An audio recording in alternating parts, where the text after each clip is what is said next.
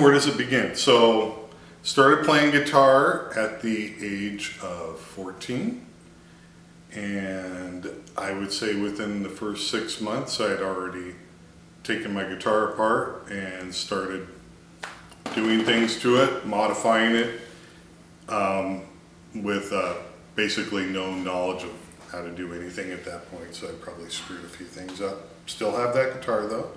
You know, I wasn't a gear guy when I was young, probably because I didn't have any money. And it wasn't until the early 90s that I even got into the gear thing.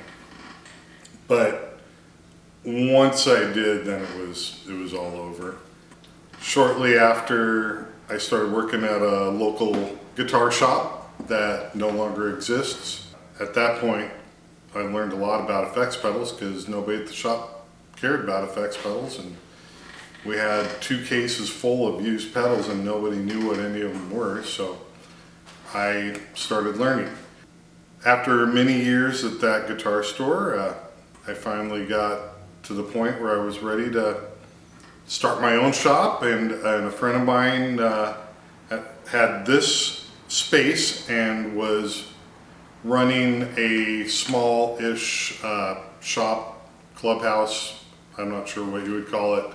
I figured if he could keep the doors open with like little effort or little direction, that probably I'd be okay if I came up here. I took out a very, very small loan and took some of my own gear and just started putting stuff in the store little by little, and literally built it from nothing. So I didn't have any real starting capital. I didn't have any investors. I never have.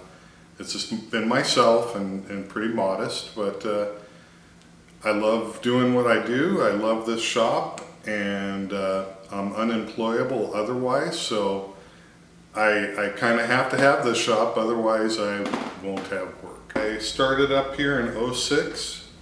And if my memory serves correct, it was in 08 that we had the big financial crash, and so that was the first hard thing to go through. I was really new, and I felt really vulnerable when that one happened, and so that was a scary one. People were losing their jobs, they were losing their houses, they were losing everything. And so during that time, I ran the store completely by myself. I worked up here 6 days a week. By keeping it small and simple, I was able to weather that storm and actually, start doing well. The one thing that happens when people are in financial burden, that sometimes they have to sell their gear and stuff. So, people bring their gear in here and I buy it, and I always try to be extremely fair with people, and I don't want to just take people for what I can. I'm fair, but when things like that happen, it is a buying opportunity and a lot of gear comes in. And then the next one was COVID.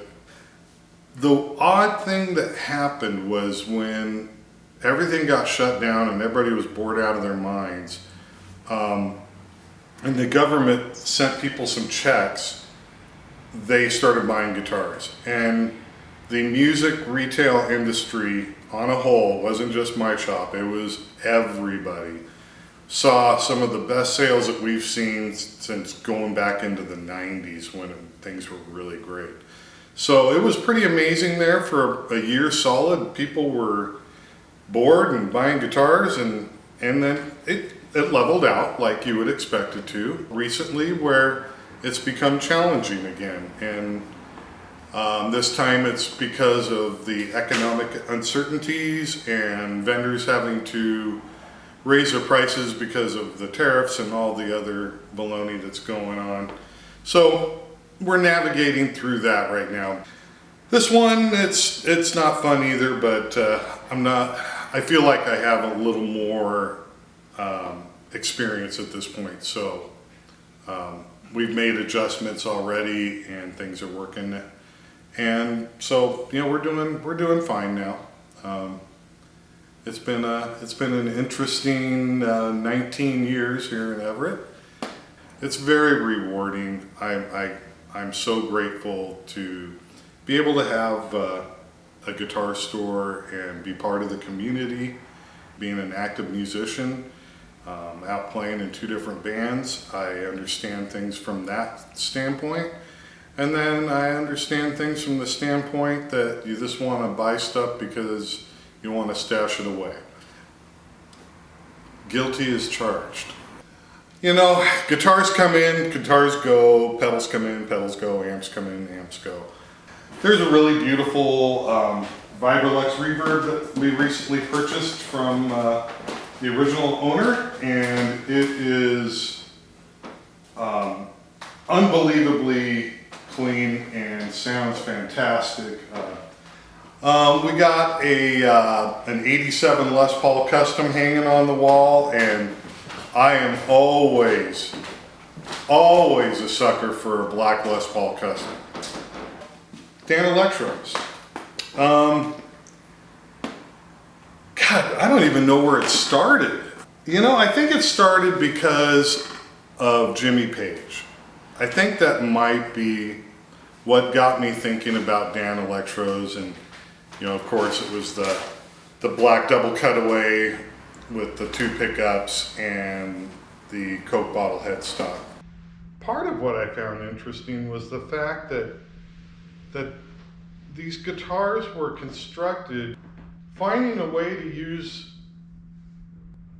non-traditional materials to create a musical instrument that was highly affordable. And so you would think with all that going on that it would sound terrible, and they don't. They actually sound really good. And everything about a Danelectro is unique. Nobody else was really interested in my circle. Nobody was into them. So that's another reason I get into it, because nobody else is. 1 turns into 2, it turns into 3, it turns into 4, and then you're at a guitar show and Rick King shows you this one that you've never seen before, and he's buddies with the guy that's selling it, and so you go over there and you buy that one, and then you have somebody come in and they have a late 50s Longhorn Copperburst bass, and so then you got to keep that one, and they're a fantastic guitar and bass, and they're a huge part of musical history, and so that, I love them. Looking forward in the future, what are the things you're most excited about? Retirement. Yeah. Yeah, I can't say anything specific other than that. I'm grateful to have the store. I'm grateful that I'm still around. It's still a mom and pop. We're not corporate. We carry unique products, and we offer a lot of different services, as far as repair and setup. One of the wonderful things is being able to be part of the community, having people walk through the door and being able to engage with them. Where I used to be like the pedal guy and I knew every pedal in the world and all that was in the 90s through the 2000s. Well, now we're 2025 and I'm the old guy now. And Ryan understands the next generation of technology and the mindset of the next generation musician. We kind of cover a lot of ground. You got the old codger, and then you got the younger guy with all the hip knowledge. So between the two of us, we can cover about, 40 years or so.